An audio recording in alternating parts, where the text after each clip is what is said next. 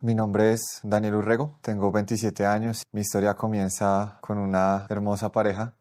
Mis papás durante más de 7 años intentaron por todos los medios tener un hijo y no era posible. Mi mamá y mi papá estuvieron orando, no solamente ellos, sino pidiéndole a la iglesia oración para que mi mamá pudiese tener un hijo. Y no era posible, siempre había un montón de complicaciones, había siempre pronósticos negativos de parte de los médicos. Ellos no se dieron por vencidos y tras 7 años de intentarlo, mi mamá queda embarazada de mí a los 34 años de edad. Eso fue una sorpresa gigante para toda nuestra familia porque todos estaban conscientes de lo mucho que ellos anhelaban tener un hijo. Fue una noticia que incluso corrió a toda la iglesia porque todos estaban conscientes del anhelo que tenían ellos por tener un hijo. En el año 1998 nací yo. Mi mamá, más o menos unos 4 meses después de quedar en embarazo, ella sufre preeclampsia, una enfermedad que pueden padecer las mujeres en embarazo. Los médicos dicen que es muy posible que el bebé no pueda nacer y ella empieza a padecer muchísimo las consecuencias de esta enfermedad y mi mamá, 20 días después de que yo nací, ella fallece.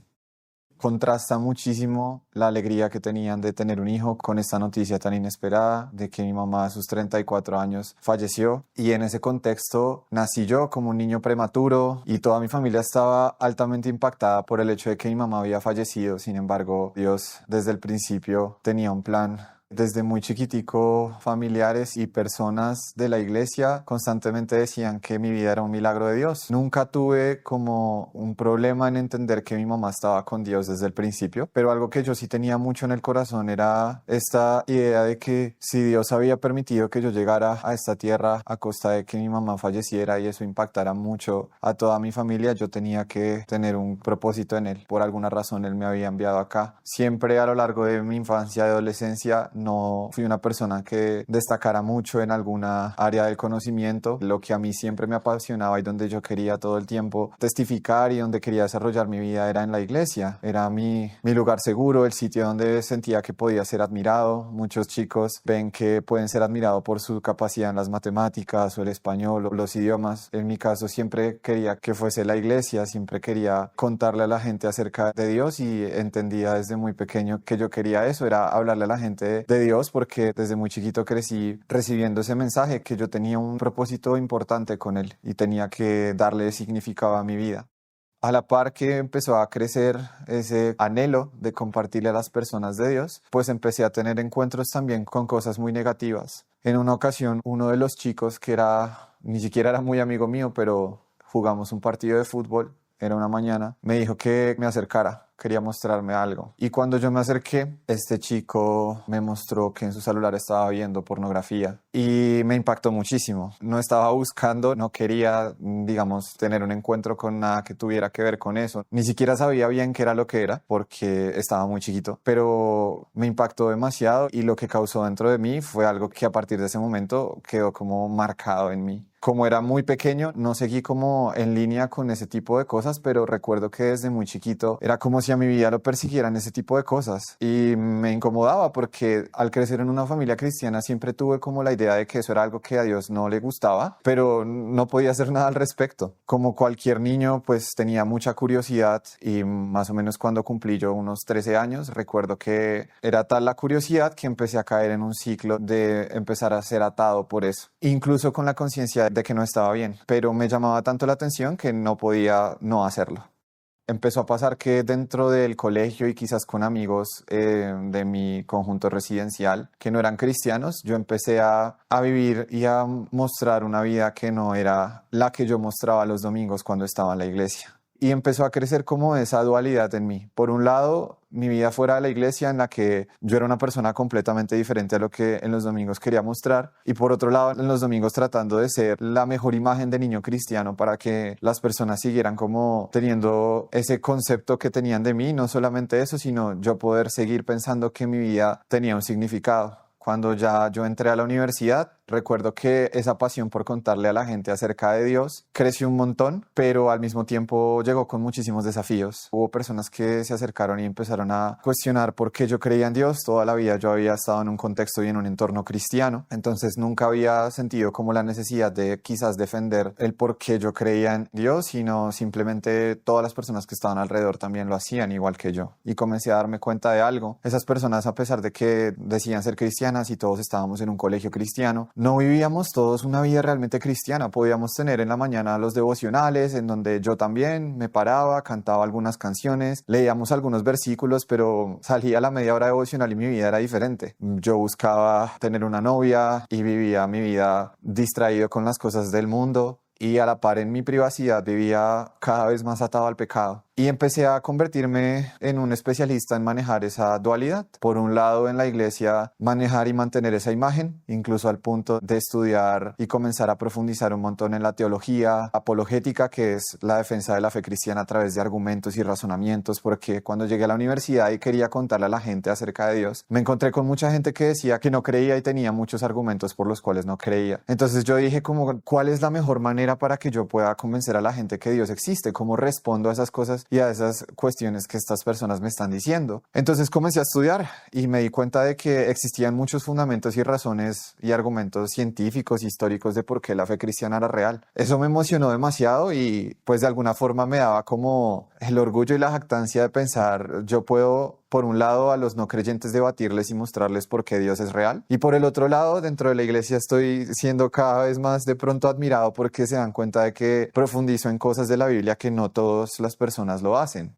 Recuerdo que yo iba a los campamentos de jóvenes con el anhelo de tener algún encuentro con Dios, algo que realmente marcara mi vida. Incluso recuerdo particularmente que cantaba canciones como Me encontré con tu cruz y mi vida nunca volvió a ser igual. Y a mí de alguna forma eso siempre me impactaba porque yo en el fondo sentía que yo no le podía decir a Dios que eso era una realidad en mi vida. Por mucho que estuviera yendo cada 8 días todos los domingos a la iglesia, por mucho que estuviera sirviendo en la iglesia, por mucho que estuviera cada vez sabiendo más cosas acerca de cómo decirle a la gente que Dios existe. Era como si yo supiera que Él estaba allá, pero no se involucraba del todo en mi vida. Y únicamente lo involucraba en momentos en donde tenía una extrema necesidad porque Él me resolviera algún tipo de cosas. Manejaba mucho esa hipocresía. Por un lado estaba mi gran anhelo de demostrar a la gente que Dios existe, pero por otro lado estaba el hablar de un Dios con el que yo realmente no estoy teniendo una relación real y una relación verdadera. Y así fue, comencé a tener un montón de complejos, me encontré con la vida universitaria. Yo nunca fui quizás como dado a el alcohol o las fiestas, porque en mi mente yo sabía que esas eran cosas que no estaban bien. Y manejaba muy bien el poder ser religioso. En el sentido de, yo sé que esto no da buena imagen delante de la iglesia, no me va a dar buena imagen delante de mis papás, entonces no lo voy a hacer. Pero dentro de mí yo sabía muchas de las cosas que estaban mal,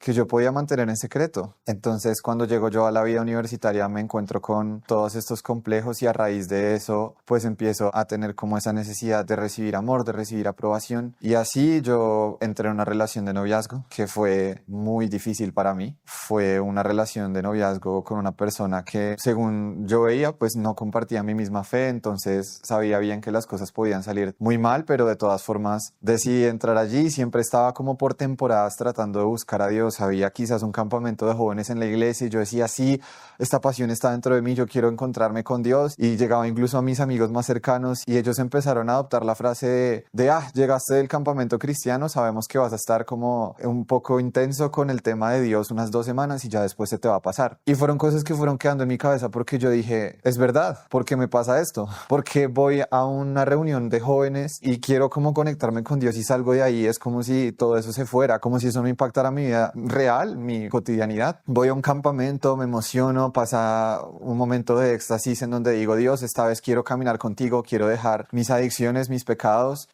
sexuales, quiero honrar a mis padres. Y pasaba una semana y simplemente ya era como si todo eso se esfumara y yo volvía a ser el mismo de siempre. Fueron cosas que empezaron a quedar en mi corazón. De esta relación yo salgo muy mal, con el corazón destrozado, muy herido, y eso me lleva como a decir, hey, yo tengo que regresar a Dios, porque al llegar a esta relación yo me alejé de Él más de lo que había estado lejos antes. Es más, quizás antes no percibía que yo estuviera realmente lejos porque podía mantener mi pecado en secreto y podía seguir asistiendo a la iglesia regularmente. Cuando yo vuelvo como a la iglesia y tomo consejería con pastores y demás, dentro de mí está esta noción de, ok, yo he leído esta historia, soy como el hijo pródigo que por fin regresa a casa, entonces sé que Dios me va a aceptar, ahora todo va a ser diferente, voy a estar otra vez conectado con Él. Y pasan unas 2 o 3 semanas y otra vez regreso a lo mismo, a seguir luchando cada día con mi pecado, con la realidad de no ver a Dios presente en mi vida, sino vivir mi vida como si realmente Dios no tuviera ningún efecto real en ella. Al cabo de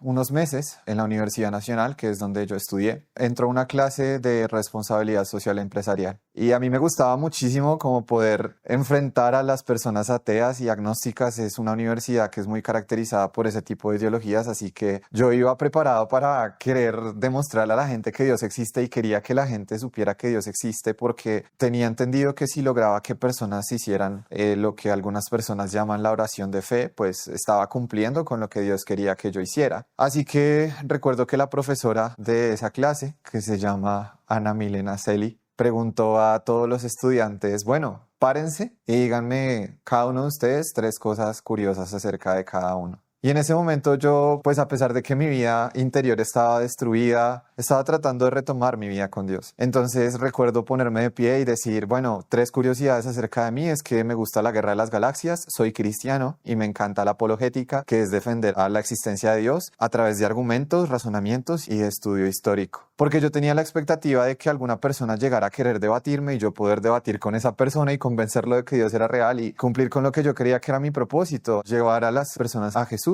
Cuando yo entré a mi carrera, yo sentía que nada de eso realmente duraba. Yo decía, puedo ser el mejor contador público, el mejor ingeniero, el mejor médico, pero todo eso se va a quedar en esta vida. Si yo quiero hacer algo realmente significativo, tengo que impactar la eternidad de las personas. Cuando pasa eso, pues yo simplemente me vuelvo a sentar, no supe qué más había sucedido y unas clases más adelante yo no pude asistir a una de ellas porque me enteré de una noticia terrible que tenía que ver con mi relación que recién yo había terminado y me golpea tan fuerte que yo no voy a clase por estar deprimido.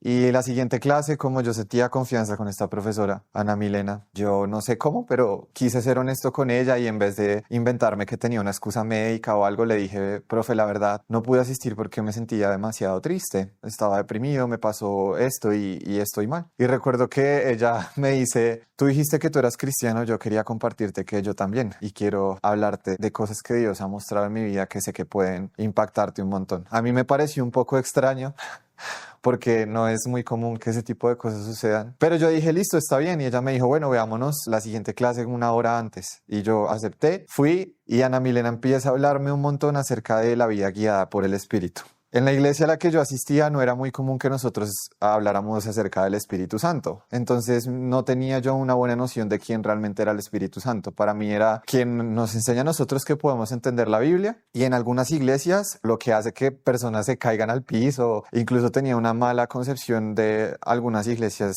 que tenían este tipo de cosas o este tipo de moveres porque yo entendía mucho que la manera en la que se tenía que conocer a Dios era a través del conocimiento. Porque eso era como lo que más a mí me había impactado. Entonces ya comienza a hablarme un montón de estas cosas y en mi mente yo comienzo a tener una lucha muy fuerte en la que yo digo, yo no sé si todo esto sea real, yo no sé si todo esto sea doctrina correcta, pero algo dentro de mi corazón se enciende y yo empiezo a pensar, Daniel, estos años en los que has buscado y buscado ser libre de ataduras sexuales y empezar a vivir una vida apasionada con Dios, de pronto lo que ella está diciendo es eso, es lo que tú necesitas. Y yo comienzo a decir, hay algo dentro de mí que me llama hacia eso, pero en mi mente yo tengo muchas batallas, no sé, yo estaba acostumbrado a que el único lugar donde podía encontrar quizás como una doctrina más correcta era en la iglesia local a la que yo estaba, así que todo lo que fuera por fuera de eso y encima con cosas sobrenaturales me daba algo de temor, pero algo dentro de mí quería probar eso. Recuerdo que tuve una cita con ella y otros amigos, nos vimos en una de las casas y oraron por mí. En el momento en el que oraron por mí, a mí me dijeron algo que me impactó mucho. Me dijeron que tenía que renunciar a mi conocimiento. Y a partir de ese momento yo me cerré. Y yo dije, no, yo lo más valioso que tengo y lo que tengo que me hace destacar en la iglesia y que me ha ayudado a sostenerme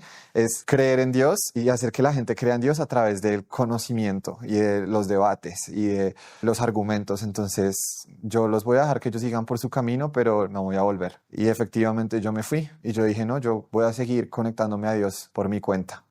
Lo intenté y me di cuenta de algo. Cada vez estaba peor. Pasó unos meses, yo empecé otra relación de noviazgo ya con una persona de la iglesia, entonces tenía la expectativa de que las cosas fueran diferentes, pero obviamente dentro de mí estaba todas esas ataduras, toda esa maldad. Cada vez eso se puso peor. Me empecé a golpear muy fuerte con la idea de pensar y decirle a Dios cuántas veces se supone que tengo que ser el hijo pródigo, que un domingo es encontrado, el lunes se pierde y luego el próximo domingo lo vuelves a encontrar. Y yo decía, no tiene sentido. Yo entiendo que en la iglesia las personas me digan, no, el padre está con los brazos abiertos y te recibe de vuelta. Y yo decía, sí, pero yo veo que el hijo pródigo regresa una vez y se queda en la casa del padre, porque a mí no me está pasando esto, porque siento como si fuera el hijo pródigo una y otra vez, y como todo el tiempo me van a dar herencia para que yo vaya y la desperdicie y todo el tiempo puedo volver. Entonces simplemente de eso se trata la vida cristiana, de que estoy viviendo con un montón de ataduras en mi interior, pero los sábados y los domingos puedo llegar a la iglesia y decir que todo está bien y solo pido perdón otra vez y ya,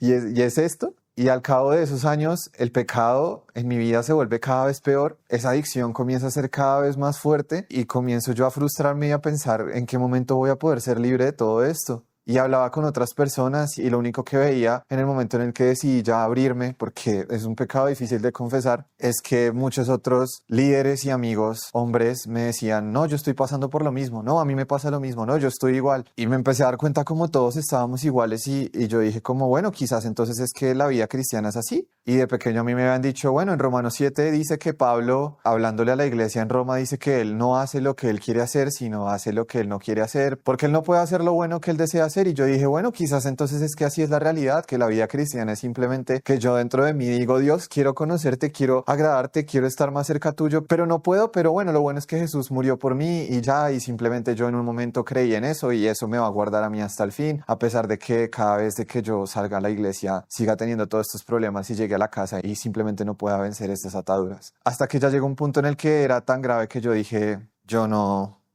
puedo seguir así. No puede ser. Yo siento que no conozco a Dios. Empecé a mirar cómo cristianos vivían su vida en otros lugares del mundo y cristianos eran perseguidos y daban su vida por Dios. Y yo decía, es impresionante, yo abro mi Biblia cada 8 días y no lo hago por pasión real de conocer a Dios, es por aprender cosas para que las demás personas me puedan ver, que es el lugar en donde me siento seguro. Entonces, ¿qué pasa? Y una pregunta empezó a rondar mi cabeza. ¿Me están diciendo que tengo el mismo Espíritu Santo que levantó a Jesús de los muertos? ¿Que esas personas que ahorita están en el otro lado del mundo perdiendo hijos, perdiendo partes de su cuerpo, perdiendo su libertad por amor a Cristo, tienen el mismo Espíritu Santo que está en mí, que no puedo ni siquiera mantenerme en oración? ¿No puedo realmente vencer este pecado? No entiendo, algo no está bien. Y una tarde compré una agenda y anoté en ella la fecha de ese día, era creo 16 de julio de 2022. Hice la oración de fe otra vez, con más sinceridad, porque era lo que creía que tenía que pasarme. Y dije, bueno, Dios, ahora sí en serio, pero yo ya estaba cansado. Era una y otra vez y otra vez y otra vez decirle a Dios, ahora sí en serio, que no podía más. Y lo intenté. En la mañana hice lo que todo cristiano tiene que hacer, su devocional, leí la Biblia, anoté cosas de la Biblia, empecé a leer Romanos porque ahí era donde iba a encontrar el consuelo de entender por qué Pablo vivía esa vida de querer hacer algo y no poder hacerlo, y lo que me iba encontrando a lo largo de las páginas de la Biblia es que no tenía nada que ver con eso, que los cristianos no vivían esa vida y que en la Biblia eso no estaba así. Entonces comencé a cuestionarme qué era lo que pasaba. Y en la mañana trataba de conectarme con Dios y en la tarde había pecado. Y en la mañana trataba otra vez de conectarme con Dios y en la tarde otra vez caía en pecado. Y era como, no entiendo por qué, o sea, ¿por qué sigo así? No entiendo qué es lo que sucede. Así que por esas épocas volví a citarme con Ana Milena, mi profesora, para hablar de cosas que yo creía eran netamente de la carrera profesional. Y comenzamos a hablar acerca de eso y ella me pregunta por un amigo que en su momento yo llevé. Y yo le dije, profe, yo lo veo bien. Yo creo que él está bien, está en su iglesia, está creciendo, está aprendiendo. Y Ana Milena me dice a mí, bueno, ¿y cómo estás tú? Y yo rompo a llorar. Y le digo, estoy muy mal, estoy muy mal. Mi vida está peor. No estoy tan esclavo como la primera vez que nos vimos, ahora estoy 3 veces más esclavo. No veo el poder de Dios y no sé qué hacer. Estoy muy mal. En teoría yo nací para agradar a Dios, pero estoy lejos y no entiendo.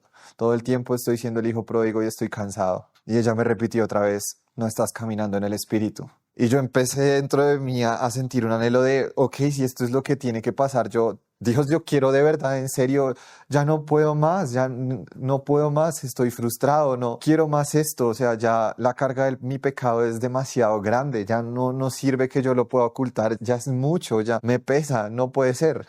no puede ser. Yo entiendo que lo que me quieran decir en la iglesia, que tus misericordias son nuevas cada mañana, pero yo no veo que esta tenga que ser la vida que yo quiero vivir. Yo ya no quiero más esto. Y recuerdo que en mí empieza como un anhelo a experimentar lo que ella me había comentado, de tener una experiencia con el Espíritu Santo. Entonces yo comienzo a orar días y días, a sentarme en un árbol en la Nacional y durar una hora diciéndole a Dios, haz algo que me muestre que estás conmigo, haz algo, no sé, hazme hablar en lenguas, hazme vivir algo, porque eso era lo que Ana Milena me había contado, que en un momento ya tuvo un encuentro con el Espíritu Santo y él vino sobre ella y su vida fue transformada y empezó a vivir una vida en anhelo con Dios y yo decía, wow, o sea, algo dentro de mí decía, yo quiero eso, pero yo no lo estaba viviendo. Entonces empecé a pedir, Espíritu Santo, Dios, haz algo en mí, haz que algo sobrenatural pase, y no pasaba nada. En medio de mi desespero por encontrar que Dios se manifestara y se volviera real en mi vida, recuerdo ir a un campamento de jóvenes en mi iglesia local y todo el tiempo estar desesperado por buscar que Él se moviera. Yo iba con la expectativa de tengo que tener un encuentro con Dios. Quiero y vengo acá a tener un encuentro con Dios. Recuerdo que hicimos muchísimas actividades lúdicas, hubo momentos a veces en la noche de espacios de adoración, pero yo estaba demasiado hambriento. En cualquier mínimo momento que dieron un espacio para que nosotros tuviéramos algún momento de oración, de ir y encontrarme con Dios. Ya a mí no me importaba contar todos esos pecados y esa vergüenza tan horrible de pensar si estoy siendo una persona inmoral, estoy teniendo ataduras, pero yo no me importa eso. Yo lo que quiero es encontrarlo a Él. Recuerdo buscar desesperadamente que Dios se moviera y no pasaba. El último día de ese campamento, el pastor de la iglesia dijo que íbamos a tener bautizos y yo me acuerdo que todos nos dirigimos hacia allá. Antes de que eso pasara, el pastor comentó su testimonio y cómo él, en un pequeño camping con amigos alrededor de una fogata, con alguien tocando guitarra, el Espíritu Santo vino sobre él y duró hablando en lenguas por más de un día y medio. Y en mi iglesia local, en esa iglesia local en la que yo estaba, no era común que personas compartieran ese tipo de testimonios. Así que cuando él dijo eso, a mí eso me impactó y yo dije, wow, yo quiero vivir eso mismo que él vivió. Y recuerdo que eso subió mi expectativa y yo dije, yo tengo que ir allá y yo quiero que ojalá él me bautice, porque yo tenía la expectativa de que de pronto me fuera a pasar lo mismo. Recuerdo que fui mientras hacíamos la fila, yo solo podía pensar, pero yo ya me bauticé. Y una voz en mi cabeza era como si me dijera, no, tú ya te bautizaste, ¿qué estás haciendo? Eso no está bien, eso no es lo bíblico. Un montón de pensamientos así. Recuerdo que yo simplemente me acerqué al pastor y le dije, ¿puedo meterme? Y él simplemente muy relajadamente me dijo, pues métete. Y yo, bueno, está bien. Y fui a hacer la fila. Me metí y el líder del grupo de jóvenes me recibió allí, me dio un abrazo y en ese momento quizás yo no tenía demasiado conocimiento de qué era el bautismo, pero yo solo decía, yo quiero entregarle mi vida a Jesús en serio. Y recuerdo que yo solo dije, esto quiero que sea un nuevo comienzo de verdad. Y me metí a las aguas, salí de las aguas y yo tenía la expectativa de que al salir de las aguas empezara a hablar en lenguas y no pasó. Recuerdo que apenas salí de las aguas así lavado, me fui corriendo al campo, a un campo verde solo, lejos de donde estaban todos y empecé a decirle a Dios, quiero empezar contigo de verdad, quiero empezar contigo de verdad, pero no pasaba nada y yo seguía como en esa desesperación, esa búsqueda de, bueno, quiero más, ¿qué hago? ¿Cómo más busco? ¿Cómo más busco? Porque ese alivio duraba quizás un día, 2 días, pero volvía otra vez como ese anhelo a, tiene que haber algo más que esto.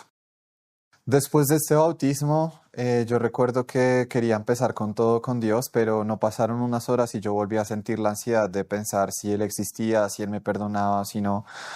Para ese entonces fallece mi abuelo y yo recuerdo tener una convicción muy fuerte. Mi abuelo nunca fue cristiano y yo no le pude predicar del evangelio como realmente hubiese querido. Así que eso a mí me empieza a pesar un montón y yo empiezo a buscar de Dios muy fuertemente para realmente tener un encuentro con Él. Yo después de este bautismo comienzo a ver prédicas. Una de esas, una de un predicador famoso de España llamado Etiel Arroyo, en donde él habla acerca de quién es el Espíritu Santo. Y esa prédica a mí me transformó la vida. Yo toda la vida había pensado que el Espíritu Santo era como quizás una fuerza o algo que hacía que las personas hablaran en lenguas y se cayeran o cosas así, pero a partir de esa prédica fue que entendí que el Espíritu Santo era una persona. Y recuerdo que yo simplemente lloré y dije, wow, nunca lo había visto así y quise empezar a relacionarme con él. Así que empecé a intentarlo. En las mañanas me levantaba y lo saludaba, le decía buenos días, vamos a la universidad juntos y empezaba como a tener esta noción de que él caminaba conmigo. Le preguntaba incluso qué comida quería en su templo, porque yo entendía que mi cuerpo era su templo y quería como involucrarlo en todo. Al cabo de unas semanas, esas ataduras de pecado vuelven y una tarde, recuerdo, sin nuevamente yo estarlo buscando, yo termino cayendo en pecado sexual, y esta vez fue diferente. Después de ese día, yo tuve una sensación de rompimiento con Dios, como si algo se hubiera desconectado entre los dos. Y yo seguía leyendo la Biblia, llegué al libro de Hebreos y comencé a darme cuenta de muchas cosas que estaban escritas y empecé a sentir una convicción muy grande de: esto es serio. En serio hice algo muy malo. Hice algo que de verdad a Dios no le agrada para nada y no es como antes. No es como que pueda simplemente ir y pedir perdón, ir a la iglesia y pedir perdón un domingo y ya. Acaba de pasar algo muy serio. Y es diferente. Esto es diferente. Dios acabó de hacer algo terrible. Me llegó esa convicción. Y por esas épocas recuerdo volver a ver un video de una persona que hace este tema de defender la fe a través del razonamiento y eso, muy reconocido, que se convirtió en católico. Y recuerdo que mi primera reacción fue como: un momento, si esta persona se volvió católica, yo he visto sus videos antes, es una persona que si lo hizo es porque realmente debe tener un fundamento, porque hay razones. Y empecé a ver sus videos y me di cuenta de que habían muchísimas razones que yo no conocía de por qué esta persona tomó esa decisión. Y en mi vida comencé a tener mucha confusión. Empecé a querer estudiar entonces todos los fundamentos de mi fe. Comencé a estudiar teología de todo tipo, todas las teologías que puedan haber dentro del cristianismo, cómo surgieron, incluso la teología católica, y cada vez me sentía más exhausto y empecé a sentir la preocupación de: un momento. Los católicos dicen que la salvación es por obras, los cristianos dicen que es por la fe, y empecé a enfrentarme a una idea aterradora de pensar: si ellos llegan a tener razón y al final resulta que la salvación es por obras, yo estoy muy mal, mi vida está llena de pecado. Y comencé a sentir esa ansiedad y dije: no, un momento, yo tengo que empezar a leer más las escrituras. Y empecé a leer la Biblia, leí toda la Biblia, leí el Hechos de los Apóstoles y yo sentía un anhelo por esas cosas y seguía leyendo y adquiriendo información hasta que llegué al libro de Hebreos. Y cuando llegué al libro de Hebreos hubo algo que a mí me impactó, porque hubo muchas cosas en el libro de Hebreos que yo no entendía, pero había cosas que yo veía que eran muy claras, que hablaban acerca de cómo tiene que ser la vida de una persona con Dios. Para ese entonces también mi anhelo por ver que Dios fuera real ya no podía ser únicamente a través de razonamientos y teología, porque empecé a darme cuenta de eso. Veía videos de personas que creían en el mormonismo, personas católicas, y yo decía: un momento, todas las personas creen tener la razón, incluso los musulmanes creen tener la razón y tienen sus argumentos, y yo tengo los míos y podemos debatir, pero yo estoy debatiendo con ellos y al final lo que yo estoy viendo es que la mayoría de veces lo único que pasa es que cada uno termina con sus ideas y yo cómo sé cuál es realmente cierta. Y empezó en mí un desespero de: ya no puedo simplemente pensar que Dios existe únicamente por argumentos, yo necesito encontrarme con Dios de verdad y necesito que Él transforme mi vida, así que necesito que Él sea real.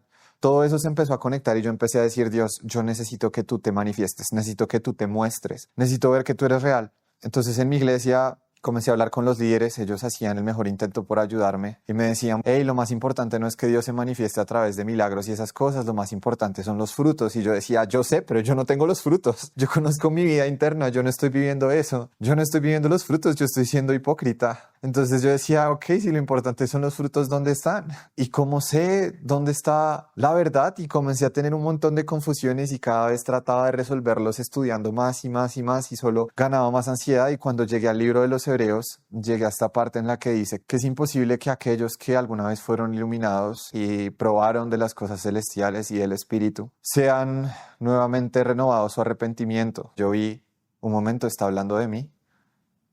En la iglesia a mí me están diciendo que yo en teoría tengo el Espíritu Santo porque me bauticé cuando era chiquito, porque hice la oración de fe, porque, a ver, o sea, sí, con todo este conocimiento teológico, ¿cómo se supone que no lo voy a tener? Pero acá la Biblia me está diciendo que si yo lo tengo y sigo viviendo como estoy viviendo, yo me perdí y ya no hay más arrepentimiento. ¿Qué está pasando? Y empecé a tener un montón de miedo y dije: un momento, hey, tranquilo, solo es un versículo, no pasa nada. Y seguí leyendo y llegué a una parte en Hebreos 10:26 donde dice que si continuamos pecando voluntariamente, ya no queda otro sacrificio, sino una horrenda expectativa de ardor y fuego que ha de consumir a los adversarios de Dios. Porque si anteriormente en la ley de Moisés una persona moría por el testimonio de 2 o 3 testigos, ¿cuánto más merece morir una persona que, habiendo conocido la verdad y a Cristo, lo desecha y tiene por inmunda su sangre y la pisotea? Y cuando yo leí eso, sentí mucha convicción de esto es lo que a mí me está pasando. Yo desde pequeño conozco a Jesús y lo único que he hecho es hacer esto. Y lo que está diciendo esto es que ya no hay más arrepentimiento, y comenzó a invadirme una sensación de que yo me iba a ir para el infierno.